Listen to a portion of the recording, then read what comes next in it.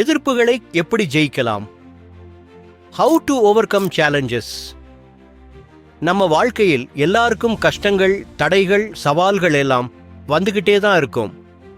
ஒருவருக்கு பணப்பிரச்சனை, ஒருவருக்கு உடல்நல பிரச்சனை, இன்னொருவருக்கு மன அழுத்தம், இப்படி விதவிதமான ப்ராப்ளம்ஸ் நம்மளை அடிக்கடி சோதிக்கும். ஆனால் கேள்வி என்ன தெரியுமா? அந்த ப்ராப்ளம்ஸுக்கு முன்னால நம்ம கை தூக்கிட்டு சரணாகதி ஆகிடணுமா? இல்ல அந்த பிரச்சனையை ஜெயிச்சு வெற்றியை நம்மளை கட்டுப்பாட்டுக்குள்ள கொண்டு வரணுமா? இதே கேள்விக்கான பதில் தான் இந்த வீடியோவை ஸ்கிப் பண்ணாம கடைசி வரைக்கும் பாருங்க. எதுக்காக எதிர்ப்புகள் வரும்? நாமெல்லாம் எதிர்ப்புகளுக்கு அஞ்சுவோம். ஆனால் ஒரு விஷயத்தை புரிஞ்சுக்கணும். Great things never come from comfort zones. வசதியான வாழ்க்கையில் பெரிய வெற்றிகள் கிடைக்காது. எதிர்ப்புகள் தான் நம்மளை வளரச் செய்யும். கோழை மனசு கொண்டவங்க தான் எப்பவுமே தடைகளை பார்த்து பயப்படுவாங்க. ஆனா வெற்றியாளர்கள் அந்த தடைகளை தாண்டி முன்னேறுவாங்க. எக்ஸாம்பிளுக்கு பிரபல கிரிக்கெட் வீரர் MS தோனியை எடுத்துக்கோங்க. அவர் ஒரு சிறிய நகரத்திலிருந்து வந்தவர். எவ்வளவு சிரமங்களை அவர் சந்தித்திருக்காரு. ஆனாலும் அவர் தன்னம்பிக்கையும் கடின உழைப்பும் தான் அவரை உலகத்திலேயே சிறந்த வீரர்களில் ஒருவரா மாற்றுச்சு. எதிர்ப்புகளை ஜெயிக்க 5 முக்கியமான வழிகள். 1. எந்த பிரச்சனை வந்தாலும் இந்த பிரச்சனையை நான் ஜெயிக்க முடியும் என்ற நம்பிக்கையை வைத்துக்கோங்க. பாசிட்டிவ் திங்கிங் தான் நம்மளை முன்னேற்றும்.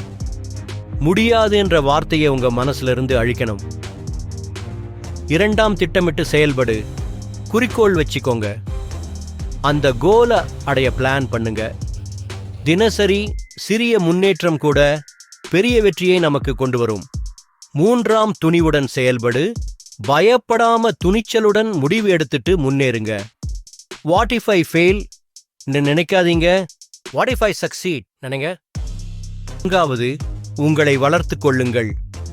புக்ஸ் படிங்க. மோட்டிவேஷனல் வீடியோஸ் பாருங்க. புதிய திறமைகள் கற்றுக்கொள்ளுங்க. உங்களை தன்னம்பிக்கையுடன் நிறுத்துவது நாலேஜ் மட்டும்தான். 5. எதற்காக உழைக்கிறீங்க என்று நினைவில் வச்சுக்கோங்க. நான் தோல்வியால் அங்கேயே நிற்க மாட்டேன் சொல்லிக்கிட்டு உழைக்கணும்.